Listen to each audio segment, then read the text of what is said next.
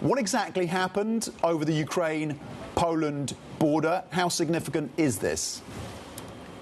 So it's significant, Tom, because the unprecedented part of what the Polish are referring to there is that this is the first time that the sort of any NATO ally has engaged directly with Russian material hardware, in this case shooting down actively over a Polish airspace what appear to be drones. They're currently out there trying to recover them. Of course, there have been other instances of missiles either overshooting, other things going into Polish airspace. And you'll remember in the very early stages of the war, Tom, when a missile overshot its target and landed into Poland, it began to provoke a lot of questions about, does this trigger Article 5? People were really on edge about these sorts of things. And now we're trying to figure out sort of what does this mean, this further escalation in this conversation. We have not yet had a reaction from the White House. We're awaiting what Donald Trump's commentary is. Remember, he just met with the Polish president, I believe it was just last week, and really was sort of touting very high ties with Poland and actually willing to commit more American troops within Poland in order to make it feel more secure. We've heard from Dick Durbin, one of the senators out from the United States, saying that this is a